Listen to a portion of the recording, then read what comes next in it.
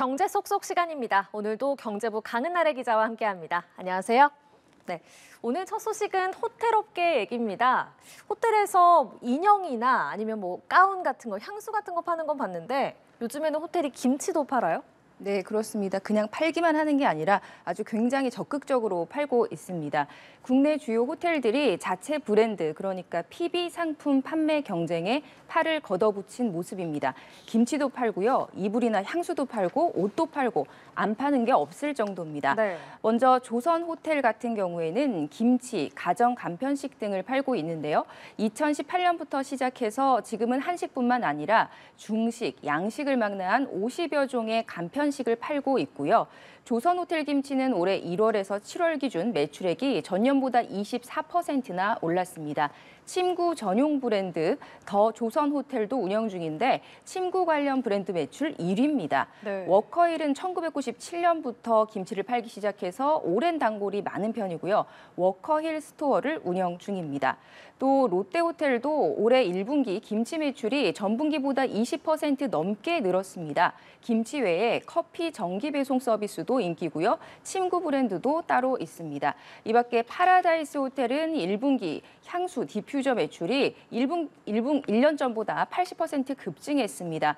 또 켄싱턴 호텔 앤 리조트를 운영하는 이랜드파크는 리테일 전문 매장을 제주 서귀포에 열어서 지역 특산품 등을 판매하고 있고요. 글래드나 아난티 호텔도 자체 온라인몰을 운영하면서 자체 브랜드 상품 판매에 열을 올리고 있습니다. 네, 고급 호텔들이 이렇게 음식이나 생활용품을 파는 이유가 궁금한데요. 네, 물론 품질도 품질이겠지만 업계에서는요, 이것을 두고 스몰 럭셔리 트렌드가 반영됐다는 해석을 내놓고 있습니다. 네. 저희가 이전에 경제 속속에서도 소개해드린 적이 있는데요. 작은 사치라는 뜻의 스몰 럭셔리는 적은 비용으로 고급스러운 경험을 추구하는 트렌드입니다. 이런 집에서도 호캉스 분위기를 즐기고 싶어하는 소비자들이 늘면서 호텔의 고급스러운 이미지를 활용한 상품들이 인기를 끌고 있다는 분석이 나옵니다. 네, 자 고급 호텔에서 파는 거면 아무래도 일반 마트 상품보다 비싸지 않을까 싶은데 그래도 소비자들이 선택하는 이유가 있네요. 다음 키워드 보겠습니다. 다음 키워드는 러닝족 잡아라인데 요즘에 러닝, 달리기가 정말 인기잖아요. 강 기자님은 러닝 좀 하십니까? 저는 러닝화만 있습니다. 네, 저는 러닝화는 없고 그냥 일반 운동화 신고 저희 아파트 단지를 이렇게 종종 뛰기는 하는데 러닝이라고 할 수 있을 것 같아요. 요즘에는 이제 골프, 테니스를 지나서 러닝이 참 인기라고 하는데 업계에서도 러닝이 화두라고요.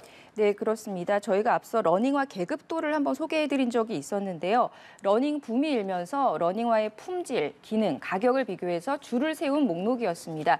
실제로 러닝 인기에 운동화 시장이 커지고 있다고 합니다. 관련 업계에서 조사한 연도별 국내 운동화 시장 규모인데요. 지난 2020년 3조 2천억 원대에서 지난해에는 4조 원까지 늘었고요.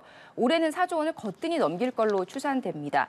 축구화, 등산화 같은 여러 운동화가 포함된 통계이기 때문에 이 가운데 러닝화 시장 규모만 본다면 1조 원이 넘는다고 합니다. 러닝화가 국내 전체 운동화 시장을 견인하고 있다고 해도 과언이 아닙니다. 운동화뿐만 아니라 러닝 관련 의류 매출도 늘었는데요. 패션 플랫폼이죠. 에이블리에 따르면 레깅스 같은 애슬레저 의류 거래액이 올해 전년 동기보다 495%나 증가했습니다. 요즘에는 달릴 때 그냥 달리지 않죠. 러닝 하시는 분들 보면 손목에 스마트워치를 차고 있는 모습 많이 보실 텐데요. 네. 실제로 러닝 관련 스마트폰 앱도 인기라고 합니다. 이런 앱들은 운동 시간을 기록하고 또 운동 가이드 기능을 제공하는데요. 그래프로 보시듯이 대체로 1년 전보다 20%에서 30% 넘게 설치율이 각각 올랐고요. 러너블의 경우에는 8월 기준으로 작년보다 60% 정도 앱 설치자가 급증했습니다. 뿐만 아니라 러닝 관련 책도 잘 팔리고 있습니다. 특히 2030 세대들의 러닝 관련 책 구매율이 2년 전보다 85% 넘게 뛰었습니다. 네, 러닝 관련 시장이 정말 커지고 있는데 러닝은 왜 이렇게 인기인 걸까요? 네, 사실 앞서 유행했던 골프라던가 테니스 같은 경우는 또 장비도 좀 비싸잖아요. 네. 골프 같은 경우는 라운딩 비용도 만만치 않고요. 하지만 러닝은 운동화와 운동복만 챙기면 어디서든 할 수 있기 때문에 저처럼. 투자 비용 자체가 낮습니다. 네. 말하자면 가성비가 좋은 운동이라는 겁니다. 실제로 러닝이 뜨면서 골프 관련 시장은 침체한 모습을 보이고 있는데요. 국내 골프클럽 오프라인 시장 성장률을 보시면 2021년엔 39%, 2022년엔 21% 성장했는데 지난해에 10% 역성장을 했고 올해 1월부터 5월까지는 마이너스 23% 성장률을 기록했습니다. 네. 골프 의류도 상황이 마찬가지입니다. 1월에서 5월 주요 백화점의 골프복 매출 신장률이 저조한 편입니다. 0%에서 5.5% 사이로 조사됐습니다. 러닝이 인기 있는 이유는 또 있는데요. 요즘 러닝이 크루라고 해서 여러 명이 그룹을 지어서 서로 독려하면서 운동하는 문화가 유행하고 있습니다. 일부 지자체에서는 소음을 유발하고 통행에 불편을 준다는 이유로 5인 이상 단체 달리기 제한에도 나섰는데요. 네. 어쨌든 이런 동호회를 통해서 운동도 하고 친목 활동도 하는 건강과 즐거움을 동시에 추구하는 헬시 플레저가 MZ세대에서 유행하는 것도 이런 러닝 인기의 배경으로 분석됩니다. 네, 다음 주제 보겠습니다. 다음 주제는 디즈니 번개 패스인데 이걸 사면 디즈니랜드에서 줄 안 서고 들어갈 수 있는 건가요? 네, 맞습니다. 세계 최대 규모의 테마파크를 운영하는 곳 바로 디즈니죠. 놀이기구 앞에 긴 줄을 설 필요 없이 곧바로 탈 수 있는 번개 레인 프리미어 패스라는 걸 선보였습니다. 네. 극히 한정된 수량으로 이번에 시범 출시했는데 기본 입장권에 더해서 추가로 구매하는 겁니다. 날짜와 당일 수요에 따라서 요금이 다르게 책정이 되는데요.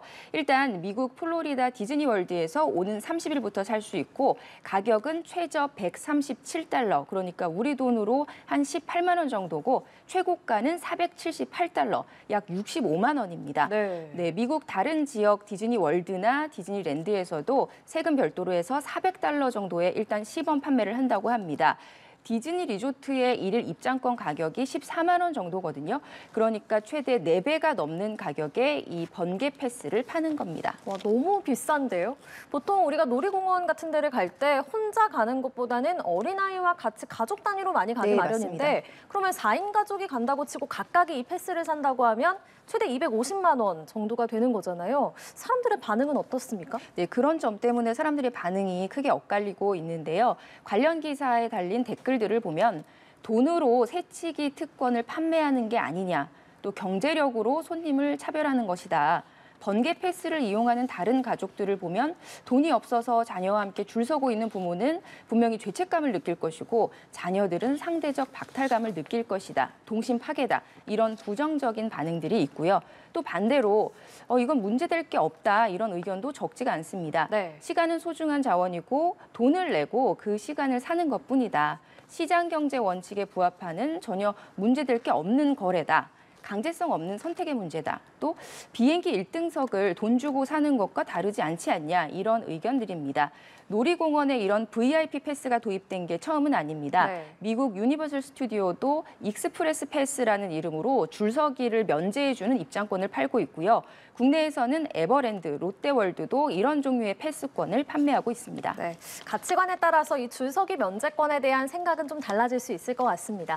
마지막 주제 보겠습니다. 다 쓰고 가련다인데 요즘 어르신들의 상속에 대한 생각이 좀 달라졌다고요? 네, 그렇습니다. 내 재산을 자식에게 물려주기보다는 나 자신이 쓰거나 배우자를 위해서 쓰겠다, 이런 응답이 최근에 크게 늘었다고 합니다. 네. 정부가 3년마다 발표하는 노인 실태 조사 결과인데요.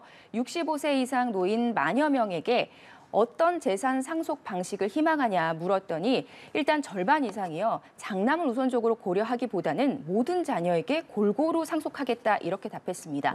그 다음으로 많았던 응답은 자신과 배우자를 위해서 쓰겠다는 건데 24%가 넘었습니다. 4명 중에 1명 걸로 상속하지 않고 내 여생을 위해서 내가 쓰고 가겠다, 이렇게 답한 겁니다. 이런 응답은 2008년 조사 때는 9% 정도에 불과했는데요. 2020년에 17%로 늘었고 4년 만에 20%를 훌쩍 넘겼습니다. 장남에게 더 많이 주거나 전부 상속하겠다, 이런 응답은 6.5%밖에 안 됐습니다. 네, 여전히 상속하겠다는 응답이 제일 많긴 하지만 나와 배우자를 위해서 쓰겠다는 응답이 꾸준히 늘고 있다는 점이 좀 눈에 띄는데요. 배경이 뭘까요? 네, 전문가들은 웰다잉에 대한 노년층의 관심이 커지면서 재산 상속에 대해서도 가치관이 변했다, 이렇게 분석을 하고 있습니다. 웰다잉은 품위 있고 존엄하게 생을 마감하는 걸 말하죠. 베이비붐 세대인 이들 신노년은요. 자식에게 부담을 주지 않고 내 노후는 내가 챙기겠다 이런 생각이 강하다는 겁니다. 또 고령화로 노년기가 길어지다 보니까 남은 노년을 건강하고 활기차게 보내고 싶어서 일정 정도의 소비력을 유지하고 싶어 한다는 분석입니다. 네. 실제로 활동적인 삶을 사는 액티브 시니어가 늘어나면서 일하는 노인도 꾸준히 늘고 있습니다. 2017년에는 30%가 조금 넘었는데 2020년에는 약 37%, 2023년에는 39%로 늘었습니다. 네, 흥미로운 요즘 경제 얘기 잘 들었습니다. 지금까지 경제 쏙쏙 경제부 강은나래 기자와 함께했습니다. 고맙습니다.